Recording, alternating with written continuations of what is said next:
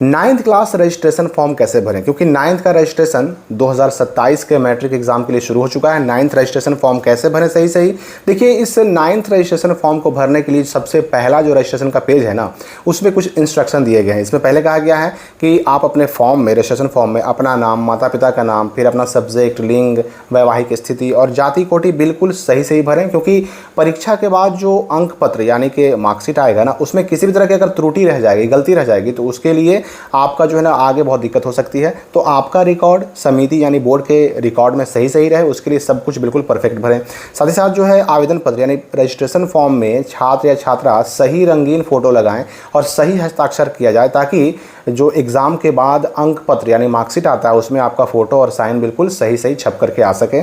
और यही नहीं, इसमें यह भी कहा जा रहा है कि आपका जो फ़ोटो और सिग्नेचर के अलावा जो 4 कॉलम है, कॉलम नंबर 4, 21, 22 और 23, ये चारों जो है ना आपके मर्ज़ी के ऊपर डिपेंड करता है। आप उसको भर भी सकते हैं, नहीं भी भर सकते हैं। 4, 21, 22, 23।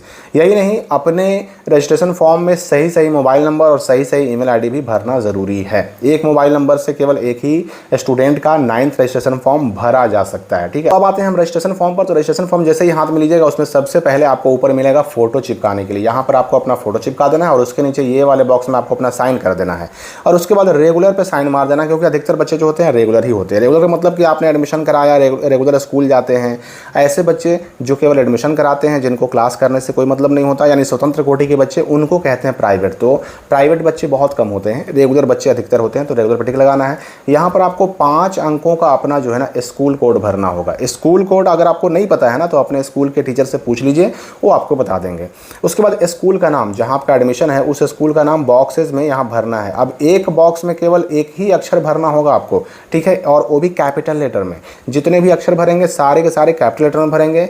तो आपका स्कूल का नाम मान लीजिए कि हाई स्कूल पटना है, तो आपको भरना कैसे होगा, तो सिंपली एक बॉक्स में लिखेंगे H, उसके बाद I, उसके बाद G, उसके बाद ये हाई हो गया, फिर एक बॉक्स छोड़ देंगे, S भरेंगे, C भरेंगे, H भरेंगे, फिर O और L, इसके बाद फिर एक स्पेस छोड़ देंगे और यहाँ पर PATNA, ये मैंने आपको रेफरेंस के लिए भर के बता दिया। अपार आईडी 4 नंबर कॉलम जहाँ स्टार लगा हुआ है, इसको भरना ज़रूरी नहीं है। आपके पास है अपार आईडी तो भरिए, नहीं तो मत भरिए, कोई दिक्कत नहीं है। इसके बाद देखिए आपका अगला जो पॉइंट है, विद्यार्थी का नाम जो है हिंदी में, तो यहाँ पर हिंदी में जहाँ पर नाम लिखना रहेगा वो सीधे बॉक्स बना हुआ नहीं रहेगा, बस सीधे रहेगा। तो इसमें आपको अपना नाम हिंदी में लिख देना है। फिर स्टूडेंट का नाम यहाँ इंग्लिश में लिखना है। जैसे किसी का नाम अगर अमित कुमार है, तो यहाँ A, यहाँ M, यहाँ I, यहाँ T, फिर एक स्पेस छोड़ करके K, उसके बाद U, फिर M और फिर A और फिर R। इस तरह से माता का नाम यहाँ हिंदी में, माता का नाम इंग्लिश में, पिता का नाम हिंदी में, पिता का नाम इंग्लिश में। और ये जो आप 8 बॉक्स देख रहे हैं, इसमें आपको अपना डेट ऑफ बर्थ लिखना है। डेट ऑफ बर्थ ध्यान रहे कि आपका डेट ऑफ बर्थ 1/3/2013 से बाद का नहीं होना चाहिए, इससे पहले या यही डेट होना चाहिए। ठीक है, ये समझ गए होंगे आप। अब इसके बाद देखिए 9 में है जेंडर, तो मेल है तो मेल, फीमेल है तो फीमेल, जो भी हैं आप टिक लगा लीजिए उसमें। कास्ट कैटेगरी में जनरल वाले जनरल में EBC यानी BC1 हो गया, और सिर्फ BC है मतलब BC2 हो गया। SC ST जो भी है आप उसमें टिक लगा दीजिए। डिफरेंटली एबल का मतलब होता है विकलांगता, अगर विकलांग हैं तब तो यस, और अगर नहीं है तो फिर नो। तो विकलांग में अगर यस में टिक लगाइएगा तो यहाँ पर आपको लिखना पड़ेगा कि किस तरह के विकलांग है, जैसे हाथों से, पैरों से, आँख से, नाक से, मतलब ये सारी चीज़ें आपको लिखनी पड़ेंगी। रिलीजन में Hindu, Islam, Sikh, Jain, Buddha, Christ and other, तो अपने धर्म के हिसाब से टिक लगा दीजिए। और एरिया में अगर शहरी इलाके में आप रहते हैं तो अर्बन, और अगर ग्रामीण इलाके में रहते हैं तो आपको रूरल में टिक लगाना होगा। उसके बाद 16वां कॉलम जो है, यहाँ पे आपको भरना है मोबाइल नंबर। 10 बॉक्स मिल जाएंगे और 10 बॉक्स में आपको अपना 10 अंकों का मोबाइल नंबर लिख देना है। यहाँ पर देखिए आधार नंबर 12 कॉलम दिया गया है, ठीक है ना। 12 कॉलम में आपको आधार नंबर लिखना है। 15वां में क्या करना है, मैरिड या अनमैरिड, तो मोस्टली बच्चे 9 क्लास में तो अनमैरिड ही होते हैं, तो अनमैरिड टिक लगा देना है। तो ये 12 नंबर का 12 अंक का बॉक्स मिला और यहाँ पर आपको लिखना है क्या, आधार नंबर लिखना है। ठीक है, तो अपना आधार कार्ड उठाइए और यहाँ पर अपना आधार नंबर लिख डालिए। देखिए यहाँ पर बच्चे बहुत सारी गलती करते हैं। यहाँ पर देखिए विद्यार्थी का हस्ताक्षर भी है, तो या तो आधार नंबर भरना है या फिर साइन करना है। ऐसा नहीं कि बहुत सारे बच्चे क्या करते हैं कि यहाँ आधार नंबर भी भर देते हैं और यहाँ साइन भी कर देते हैं। नहीं, ये साइन क्यों नहीं करना है? तो ये 18वां कॉलम देखिए, ये जिसका आधार नंबर नहीं बना है ना, जिसका आधार कार्ड आज तक बना ही नहीं है, उसको आधार छोड़ करके और यहाँ साइन करना है। लेकिन मान लीजिए अगर किसी बच्चे ने यहाँ आधार नंबर भी भर दिया, यहाँ साइन भी कर दिया, तो भी उससे कोई दिक्कत नहीं होगी, कोई प्रॉब्लम नहीं होगी, बिल्कुल निश्चिंत रहें। पेज पलटिएगा तो फिर आपको मिलेगा 19वां कॉलम, और 19वां कॉलम में क्या मिलेगा? Email ID. तो ईमेल आईडी आपका बना हुआ है अगर, तो इसमें भर दीजिए, और अगर बना हुआ नहीं है तो बनवा करके भरिए। एड्रेस में वही आपको भरना कैसे होगा? तो VILL स्पेस दे करके फिर अपना गांव का नाम, फिर PO लिख करके अपना जो है पोस्ट का नाम, फिर PS लिख करके अपना थाना का नाम, पिन कोड यहाँ 6 बॉक्स में डाल दीजिए। Bank account number, IFC code और बैंक का नाम, ये 3 चीज़ों में स्टार लगा हुआ है, तो ये भरना ज़रूरी नहीं है। आपके पास है तो भर सकते हैं, नहीं है तो नहीं भी भर सकते हैं। वैसे भी देखिए इस कॉलम में जो है बैंक अकाउंट भरने से ऐसा नहीं कि पैसा आपका आ जाएगा। मैट्रिक पास करने पर जो पैसे मिलते हैं 10,000 रुपये, 8,000 रुपये, वो मैट्रिक पास स्कॉलरशिप के लिए अलग से फॉर्म भराता है, उसमें अकाउंट नंबर की ज़रूरत अलग से पड़ती है, आधार सीडिंग की ज़रूरत पड़ती है। यहाँ पर अकाउंट भरी चाहे नहीं भरिए, इससे कोई आपको फ़ायदा या नुकसान नहीं होने जा रहा है। अब देखिए सबसे most important cheese, 2 identification marks of candidate. 2 identification marks यानी 2 पहचान के चिन्ह। जो बच्चा, जो स्टूडेंट ये फॉर्म भर रहा है, उसको 2 पहचान का चिन्ह लिखना होगा। तो अगर किसी का मान लीजिए कि नाक पे तिल है तो ए मोल ऑन नोज लिख देगा। नाक पर अगर तिल है तो एक ए मोल ऑन नोज लिख देगा। मान लीजिए कि यही तिल अगर नाक पे नहीं है, अगर ये गाल पर है, तो नोज की जगह पर क्या हो जाएगा? चिक हो जाएगा। अगर मान लीजिए कि ये तिल अगर गाल पे नहीं है, हाथ पे है, कलाई पे है, तो यहाँ पर क्या लिख देना होगा? यहाँ पर आम लिख देना होगा। ठीक है। अगर ये तिल मान लीजिए कि आपका जो है कलाई पे नहीं है, माथे पर है, तो उसके लिए आपको क्या करना होगा?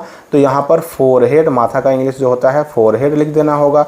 तो यहाँ पर ध्यान दीजिए कि यहाँ पर अगर तिल है तो, अगर तिल नहीं है तो तिल नहीं है तो आपका जख्म का निशान है, तो जख्म के निशान के लिए उंड मार्क होता है। ठीक है, उंड मार्क। और अगर मान लीजिए जख्म का निशान नहीं है बल्कि कटा हुआ निशान है, तो उसके लिए हो जाएगा कट मार्क हो जाएगा। तो जो भी आपका है, जहाँ पर निशान आपने देख लीजिए शरीर पर, हाथ पैर नाक मुंह कहाँ पर है, उसके हिसाब से एक निशान इसमें और एक निशान इसमें, यानी कि 2 आइडेंटिफिकेशन मार्क्स ऑफ कैंडिडेट में आपको दोनों में लिख देना है।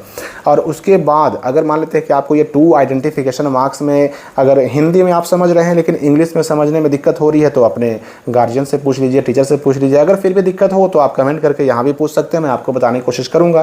फिर सब्जेक्ट की बात करें अगर, तो जो हिंदी पढ़ने वाले, संस्कृत पढ़ने वाले स्टूडेंट हैं, वह हिंदी और संस्कृत में टिक लगाएंगे, यहाँ पर हिंदी में और संस्कृत में। और जो उर्दू के स्टूडेंट हैं, इन दोनों में ना टिक लगा करके उर्दू और NLH में टिक लगाएंगे। बाकी आपका math, science, social science, English तो रहेगा ही रहेगा।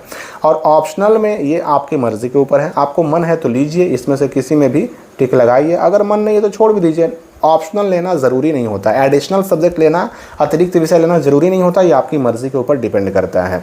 और व्यावसायिक शिक्षा के अंतर्गत जो यहाँ पर सब्जेक्ट दिया गया है, जहाँ जहाँ जिस स्कूल में व्यावसायिक शिक्षा, वोकेशनल कोर्स की व्यवस्था है, केवल वहीं के बच्चे इसमें टिक लगा सकते हैं। तो अपने स्कूल से पता कर लीजिए कि भाई हमारे यहाँ वोकेशनल कोर्स वाले सब्जेक्ट हैं कि नहीं, हमारे यहाँ पढ़ाई की व्यवस्था है कि नहीं, हम चुन सकते हैं कि नहीं चुन सकते हैं। उसके बाद इस बॉक्स में आपके गार्जियन का साइन हो जाएगा। यहाँ पर आपको अपना साइन, यानी स्टूडेंट को अपना साइन करना है हिंदी में, और यहाँ पर स्टूडेंट को अपना साइन करना है इंग्लिश में। ठीक है, यहाँ लिखा हुआ है ना स्टूडेंट सिग्नेचर इन हिंदी, तो यहाँ पर आपका हिंदी में साइन हो जाएगा। और यहाँ पर लिखा हुआ है स्टूडेंट सिग्नेचर इन इंग्लिश, तो यहाँ पर आपका इंग्लिश में साइन हो जाएगा। और फिर यहाँ जो नीचे बॉक्स देख रहे हैं, इसमें प्रिंसिपल का साइन होगा, इसको आपको खाली छोड़ देना है। तो इतना चीज़ आपने भर दिया। अब इस फॉर्म को सिंपली क्या कीजिए कि अपने स्कूल के वो टीचर जो इस फॉर्म को जमा ले रहे हों उनके पास जमा कर दीजिए। जो डॉक्यूमेंट मांगा जा रहा है वो डॉक्यूमेंट साथ में लगा दीजिए। अगर डॉक्यूमेंट नहीं मांगा जा रहा तो सिर्फ ये आपका जो है ना फॉर्म ही जमा कीजिए। हो सकता है कि आपको इसके साथ जो है रजिस्ट्रेशन शुल्क जमा करना पड़े। रजिस्ट्रेशन शुल्क की बात अगर हम करें तो जो रजिस्ट्रेशन शुल्क है 350 रुपये है, 350 रुपये है रजिस्ट्रेशन फ़ी। ठीक है, अब कुछ स्कूल वाले 350 में भी कुछ 10, 20, 30, 50 एक्स्ट्रा जोड़ करके ले सकते हैं, तो ये आपको अपने स्कूल से पता करना होगा। अलग अलग स्कूल में रजिस्ट्रेशन, 9th के रजिस्ट्रेशन का जो शुल्क है, फ़ी है, अलग अलग भी हो सकता है।